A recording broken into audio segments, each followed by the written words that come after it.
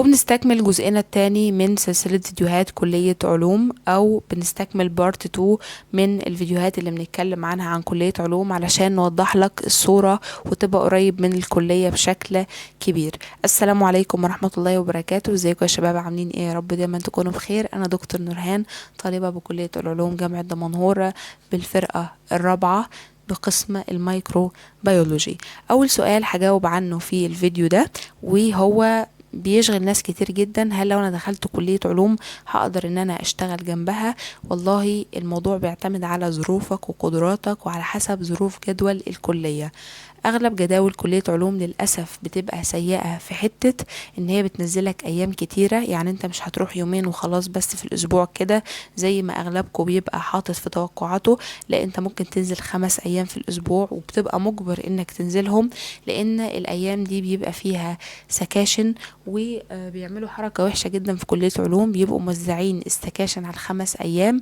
يعني في ايام ممكن تبقى محاضرات لوحدها، وده انت ممكن ما تروحش في اليوم ده وتخلي زمايلك يسجلوا لك ريكوردات او يجيبوا لك الباور بوينت بتاع الدكتور تسمعه، ولكن هم عشان يجبروك على النزول والحضور وعشان تبقى الكلية مليانة كده ويبقى في تعليم ظاهر للناس اللي بره، لازم يجبروك انك تنزل، وبيبقوا حاطين استكاشن انك تبقى مجبر انك تحضر في ال5 ايام. فدي حركة وحشة جدا.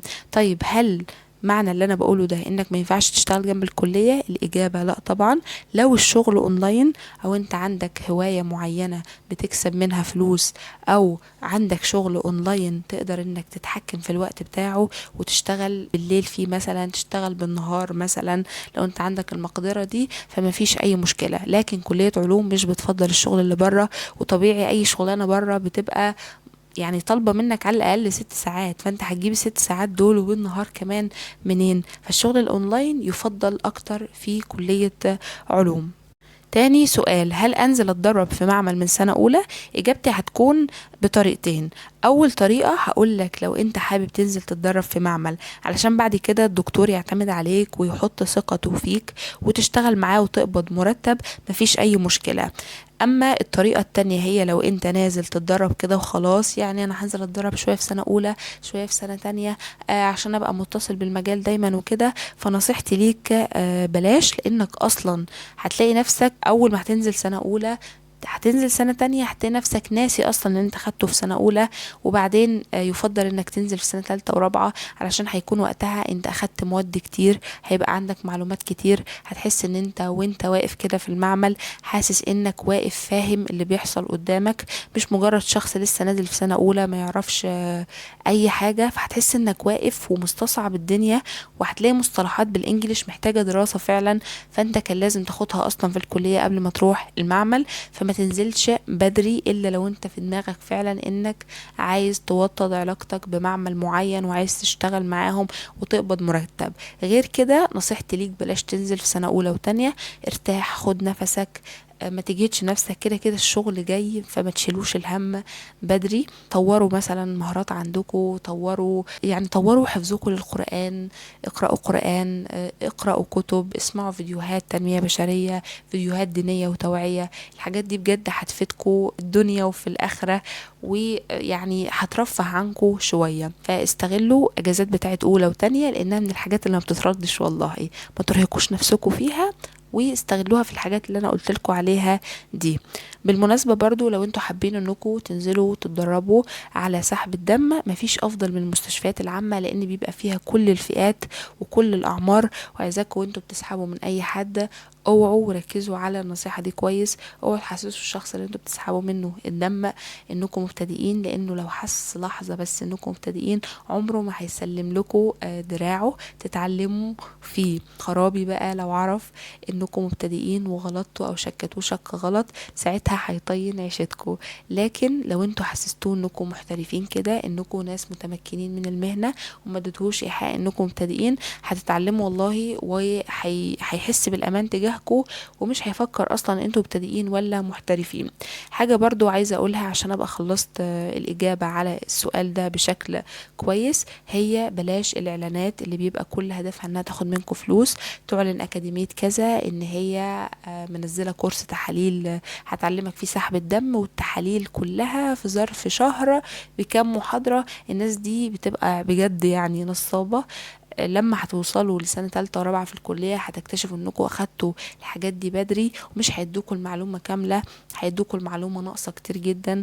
الكلية هتعرفك المعلومات دي بشكل اوضح، هتدرسها دراسة دقيقة، هتندم بعدين انك طلعت فلوسك ورحت كورسات زي دي، وهتحس وقتها والله انك اتنصب عليك حرفيا واستغلوك علشان بس يطلعوا من جيوبك فلوس.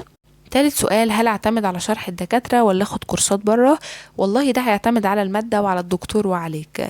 يعني انت شخصيا اللي هتحدد الموضوع ده ازاي. برضو تعالى فهمك، يعني لو الدكتور دكتور فهمان كده وبيتقي ربنا وبيشرح وبيقولك ركز في ده وما تركزش على ده والحتة دي امتحان وكده، طبعا ده بيبقى هدية من ربنا، فمش محتاج انك تاخد ليه كورس اصلا.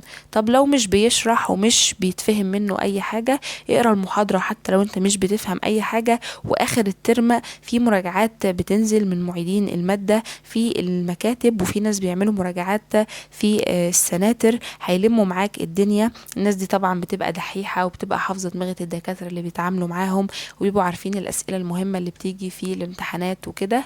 فابقى انزل آخر السنة في المواد اللي انت شايف انك ضعيف فيها، انزل المراجعات. وطبعا مبلغ المراجعة مقارنة بمبلغ الكورس هيبقى 1 ل9. يعني الكورس لو ب1000 جنيه هتلاقي المراجعة مثلا ب200 جنيه ولا حاجة، فيها فرق كبير جدا يعني. فالملخص يعني بلاش كورسات طول الترم كتير علشان هتحرق وقت منك، هتحرق مجهود وصحتك ومواصلات وفلوس، وانت طبعا بتبقى طالع من ثانوية عامة مفرهد اصلا من الدروس، فمش هنسيب الدروس في ثانوية عامة نروح نلاقي كورسات في كلية. فبلاش الموضوع ده، لان انا من الناس اللي مريت بتجربة زي دي ترم كامل وحرفيا اتبهدلت والموضوع ما كانش مجدي معايا ابدا. رابع سؤال، هل انت مطالب كطالب تحضر كل المحاضرات واستكاشن؟ والله انا عايزه اقولك انك دلوقتي بقيت شخص كبير، لازم تعتمد على نفسك. عايزه برضو افاجئك واقولك ان الظروف هتجبرك انك تشيل مواد كامله بنفسك وتذاكرها لنفسك وتراجعها مع نفسك.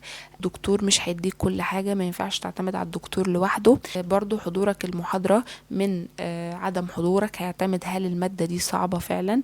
يعني هضرب لك مثال، كان عندي مادة اسمها كاربو هيتيرو، دي كانت لازم احضر فيها كل المحاضرات عشان اعرف الدكتور بيشرح ازاي، بيسمي المركب ازاي، هيجيب لي السؤال على هيئة ايه.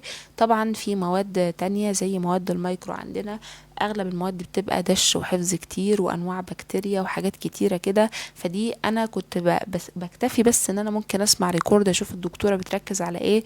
ولو انا عارفه ان الدكتوره دي مثلا بتجيب كل الداتا، فما كنتش بسمع عليها محاضرات ولا بسمع ريكوردات، كنت بعتمد على اني احفظ الداتا اسطمبه كده واذاكرها كويس علشان عارفه ان هي هتجيب اي سؤال من اي منطقة هي حرة. فكل ده طبعا بيعتمد على حسب الدكاترة. وطبعا حابة انوه على فيديو الدكاترة اللي انا قلت عليه، هبقى اسيبه لكم في الاي فوق او هسيبه لكم في الديسكريبشن تحت تبقوا تسمعوه. فيه اتكلمت عن دماغ الدكاترة بتشتغل ازاي وازاي تتعاملوا معاهم. فبليز يعني بليز لازم تحضروا محاضرات معينة، ولو لقيتوا نفسكم عارفين تذاكروا المادة كويس ما تحضروش المحاضرة بتاعتها. استكاشن بقى دي اهم حاجة، لازم تحضروا استكاشن لانها مهمة جدا جدا جدا. وفي دكاترة بيعملوا حركة سيئة جدا في كلية علوم، انهم بيجيبوا من السكاشن الاخيرة اللي فيها بيبدأ عدد الطلاب يقل علشان يذاكروا الامتحانات الفاينل. وطبعا دي بتبقى سكاشن للأسف بتبقى صعبة وفي المعتاد بتبقى طويلة وبيجي منها أسئلة. ففي دكاترة بتركز عليهم جدا وبتستغل فرصة ان الطلبة كانوا غايبين وبتجيب أسئلة منهم. فحضور السكاشن مهم جدا جدا جدا. احضروا سكاشن، يبقى انتم مطالبين تحضروا كل السكاشن ومش طالبين تحضروا كل المحاضرات. يا رب اكون وضحت الجزء ده. تنويه برضو، انا عارفة انك كطالب في سنة اولى لو انت مر عليك وقت وما حضرتش محاضرة تحس انك ضميرك بيأنبك وبينقح عليك شوية. معلش دي بتبقى متلازمة طالب سنة اولى، بعد كده هتلاقي نفسك بتخف وانت اللي بتشيل المادة لوحدك وبتذاكرها لنفسك. والله يا جماعة انا في مواد جبت فيها امتياز بفضل ربنا، اولا ثم فضل مذاكرتي، وما كنتش بحضر للدكتور ولا محاضرة واحدة. انتوا متخيلين؟ ما كنتش بحضر للدكتور ولا محاضرة. انا عارفة دماغه، فاهمة انا بذاكر ازاي، عارفة انا هتعامل مع مادته ازاي. خلص الكلام وكنت بجيب في المادة ايه والله العظيم. خامس سؤال: هل اقدر اشترك في نشاطات وجماعات في الكلية واوفق ما بينها وبين الدراسة؟ لو انت تقدر تعمل كده يا ريت، وانصحك جدا ان لو لقيت جماعات زي الناس دي يا ريت تشترك معاهم، علشان الناس دي بيجيلها فرص من بره الكلية جميلة جدا، وبيكون لهم علاقات كتيرة جدا. لو انت صاحبت حد فيهم او لو انت اشتركت معاهم وعملت لك عضوية معاهم هيفيدوك جدا. الناس دي بيبقى ليها علاقات بالعميد شخصيا. لما بيجي تدريب للكلية من بره، المفروض اصلا ان في جزء من التدريب ده يتعرض على الطلبة، هم بياخدون نفسهم وبيطلعوا بيبقوا يعني ليهم الافضلية كده، او بيبقوا عاملين زي ايه مثلا الحاشية اللي بتبقى جنب الملك. فاي حاجة بتيجي من بره الكلية بحسهم بصراحة بياخدوها. في ناس زمايلي كانوا في الجامعات اللي زي دي كانوا بيروحوا تدريبات في شركات بترول في اسكندرية، بيروحوا تدريبات في شركات كيماويات وأدوية، شركات زي شركة لامار، زي شركة جهينة كده. فالناس دي حرفيا معرفتهم كنوز بجد. فحاولوا انكم تتعرفوا عليهم، اتعرفوا عليهم غصب عنهم، المهم انكم تدخلوا تاخدوا منهم اي استفادة. سادس سؤال، وده انا حاسه انك كطالب في سنه اولى دلوقتي مش هتفهمه قوي، ولكن حبيت اتكلم عن النقطه دي عشان لو المصطلح ده اتذكر قدامك تكون عارف هو بيتكلم عن ايه. وهو مصطلح تحويل المسار. يعني ايه تحويل مسار؟ يعني انك تحول من قسم فرعي الرئيسي او رئيس الفرعي. واللي مش عارف يعني ايه انا اتكلمت عنه في الفيديو الاول. يعني هضرب لك مثال: لو انت الجي بي اي بتاعك في سنة اولى ما جابش انك تدخل كيمياء مايكرو، فحبيت انك في سنة تالتة تيجي تحول مسار وانت في مايكرو كيمياء وحابب تحول كيمياء مايكرو، طبعا مش هتدخله غير بجي بي اي معين. لو انت حبيت تعمل كده الموضوع هيكون مرهق جدا، بيطلبوا منك اوراق معينة ويقولوا لك سجل مواد معينة. وفي دكاترة اوقات بيكون مش عندها ضمير اصلا، بيقولوا لك سجل المواد المعينة، وبعد ما تسجل المادة وتدخل محاضرات وتمتحن فيها وتيجي تسجل ترم تاني يقول لك ان المادة اللي انت سجلتها دي غلط، سجل لنا مادة بديلة ليها. وبتدخل في دوامة ما يعلم بقى الا ربنا، وغلطات اوراق واكواد وحاجات انا مهما شرحتها انت كطالب سنة اولى دلوقتي مش هتستوعبها. طب الحل انك تتفادى حل زي ده انك تذاكر من سنة اولى. بنوه على الموضوع للمرة المليون اهو، وتجيب الجي بي اي اللي يخليك عايز تدخل القسم الفلاني اللي انت نفسك فيه، علشان ما تلجاش لخطوة تحويل المسار. لان تحويل المسار دي بتبقى للطلبة اللي هم ما ذاكروش او ما اهتموش بالمذاكره، فحرفيا بيتشدوا شده مظبوطه في سنه اولى. ليا ناس زمايلي والله حرفيا يعني كان حالهم يصعب على الكافر. حابه بقى اختم الفيديو بنصيحتين ليك. اول نصيحه هي انك وانت في كليه علوم بلاش تخلي كل حياتك مذاكره، لان حرفيا لو خليت الموضوع كله مذاكره هتحبط ومش هيكون عندك نفس ولا هيكون عندك شغف انك تكمل. فلو عندك هوايه يا ريت تمارسها جنب الكليه، هوايات زي مثلا الرسم، بنات مثلا التطريز. انت كولد مثلا ممكن يكون عندك شغل اونلاين مارسه، انت كبنت برضو فمارسوا هواياتكو، لان الهوايات دي بتكون هي المتنفس اللي الطالب بيتنفسه بره الكلية والمذاكرة. حاجة برضو عايز انوه عليها: كونوا صحاب ليكوا كتير في الكلية. الصحاب يا جماعة مهمين جدا جدا خاصة في الكليات الطبية. صاحبك ده مثلا لو في حاجة فاتتك هيفكرك بيها. صاحبه ناس شاطرة يا جماعة، الناس الشاطرة يوم حتى ما في مادة جزء فيها هيقف معاك هتدخل تقوله اشرحولي هتلاقيه. ما تصاحبش الفشل في الكلية، والله ما هينفعوك في حاجة. صاحب الناس الشاطرة، صحابك هينفعوك. ممكن مثلا في حاجات والله بتفرق مع الواحد كده، ممكن في يوم ابقى متأخرة مثلا على المحاضرة اكلم صحابي بيحوشولي مكان في المدرج، لان المدرج بيبقى مكتظ بالناس جدا وبيبقى زحمة جدا، فبيحوشولي مكان، فبقدر من خلال صحابي ان انا اقعد قدام واستوعب اكتر من الدكتور. فرصة استيعابي وفهم المادة بتزيد. ممكن مثلا لو في شتات بلاقيهم حلل الشيت واخدينهولي للدكتور معاهم، وده طبعا مش عيب خالص، ده بيبقى الهوم وورك فهم بيحلوه. بس احنا اخر السنة بننجبر ان احنا نقعد ونستوعب الهوم وورك ونستوعب كل حاجة. بس اوقات احنا بنمر بظروف ان انا مش قادر ان انا احل الهوم وورك، والهوم وورك لازم يتسلم، فبتضطر انك تاخده من شيت صاحبك يعني اسطمبة كده. فدي من الحاجات اللي انا حبيت ان انا انوه عليها.